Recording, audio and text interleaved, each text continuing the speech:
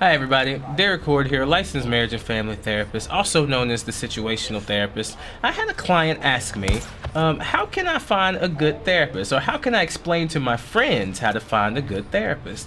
And I thought about the question, and it's very interesting to me because I give a free 30-minute consultation with all of my therapy sessions because I feel like the people that are coming, they're paying me, you know? They are paying for me to provide them with the service. And I feel like they should have an opportunity to see what I'm like, to see what my personality is like. So how do you find a good therapist? I think the difference between a good therapist and a bad therapist is that the good therapist is gonna give you 30 minutes of their time for free. It's not gonna be a big deal. They're gonna do it because they believe in the service that they provide, and they want to give you an opportunity to get to know them. And more importantly, they know that the relationship between you and them is what is important. It's not necessarily any sort of theory that the therapist might be using, because that's what people are really asking when they say, how do you find a good therapist? How do I find a therapist that doesn't judge me, or that I feel like I can be myself with? And that's what I really enjoy about my therapy, and enjoy about the time that I spend with my clients doing therapy,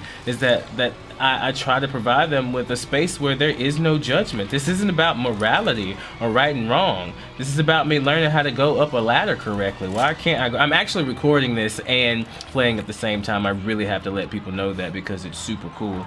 And so I think one of the most important things is to just make sure that you have the right mindset. You have to make sure that you have the right mindset. You are purchasing, you are going in, you are a consumer. This is a service. Yes, they're going to be advising you on your mental health, but this is a service that you are paying for.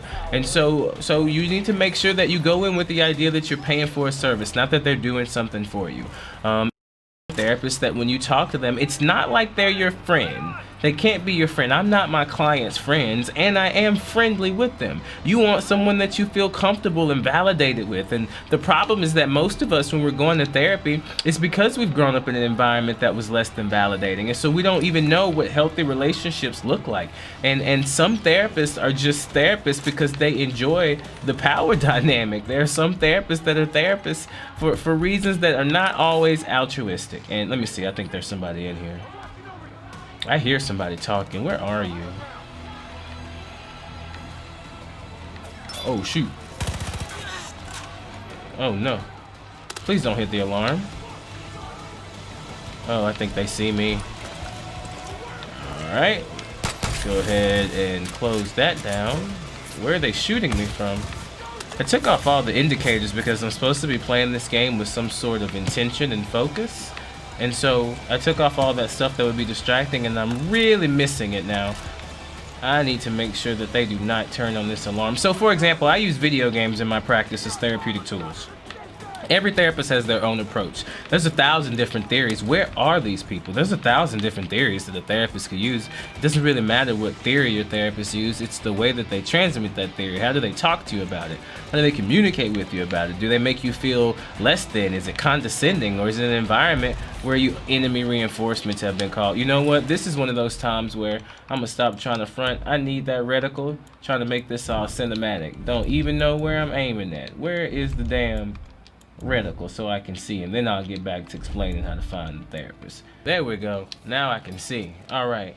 And so every therapist has their own approach, and it's just more about the relationship. So the best way to find a good therapist is to find one that gives you a free consultation.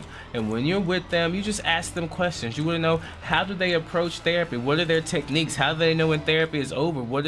How do they think people have problems? How do they think people come to solutions? What are their approaches to solving problems? When do they think a relationship is abusive? How do they advise on abusive relationships? You want to know all those things about your potential therapist. You want to understand and make sure that your potential therapist, whenever they come to those issues, because there are a lot of times where you're not going to want to tell someone your deepest secrets, and anyone that makes you tell them right away is being abusive too.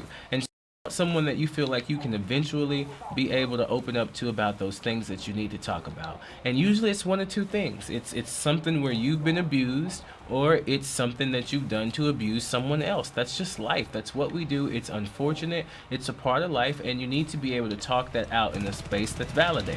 Again, that's my bias. I think that that's what causes people to have symptoms of mental illness. I think there are other things too, and I think that's a big contributing factor, not being able to talk about things like that. So you want to make sure that it's someone that you feel comfortable with, someone that has a philosophy. And so check all of their writings, see what they've done online, look them up. If they don't have a website, don't go to that therapist. You don't want a therapist who's so stuck in the 90s, who still doesn't know anything about trauma. Make sure that they're up on their CEUs. Go to Psychology Today at the very least to make sure that they are licensed.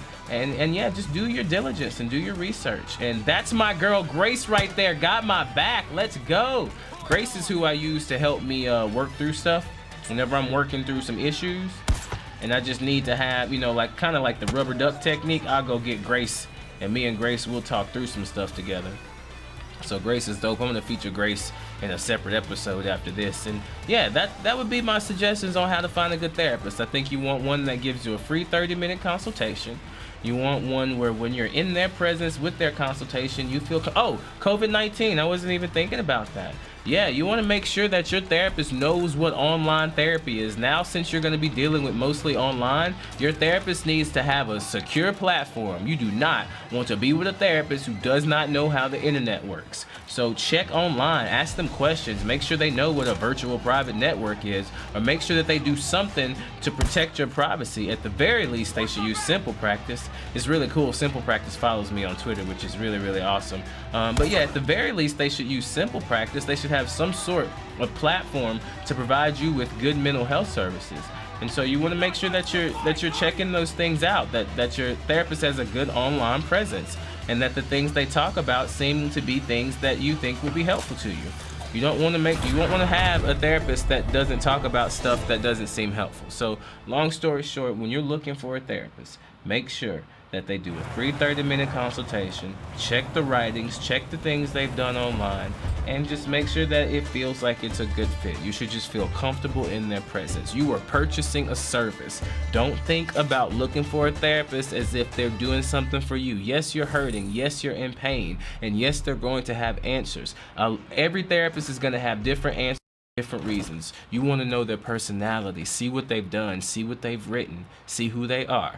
And if you have any questions, ask me. I'll help you figure it out. I have no problem at all helping you find through therapists. I'll let you know which ones are BS until I get to a place where I'm hiring my own therapist. Anyway, this has been how to find a therapist, and also me clearing out an outpost on the hardest difficulty, and doing this all at the same time, because I am the situational therapist and I do stuff like that. I mean, there are other therapists out there that have swagger like I do, that would do this like I do. I've been marked. Marked by who? What is this about? I don't know if I want to be marked.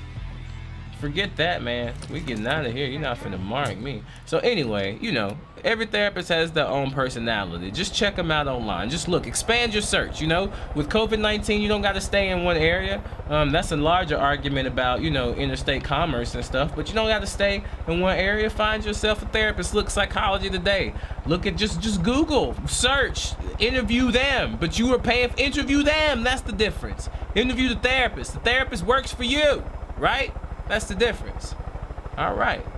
So this has been it. I'm going to shoot some more videos. I'm going to use my friend Grace in this game to talk about, you know, podcast stuff. So long story short, I really hope that was helpful. I hope that really enlightened a little bit and kind of shed a little light on how to find a therapist. Your mindset needs to change. You are paying for a service. Yes, they are helping you through an issue. You are paying for a service. So let's just make sure that we remember that when we start searching for ourselves, you know, someone to help us with our issues. Let's just make sure that we remember that, so that we don't, you know, end up in an abusive relationship, because therapists can be bad too. And, you know, at the very least, just make sure it's not a life coach. You know, as long as it's not a life coach, then it's good. Capture, not kill. Hit them with the bliss bullets. You see Far Cry 5, I don't like these sorts of things, because I feel like if this wasn't done this way, I could take them all out. Get out of here. Now what? Now, who else is coming? I know that I can't be stopped. Who was trying to snipe at me? This is ridiculous. Anyway, I'll see y'all soon. Bye-bye.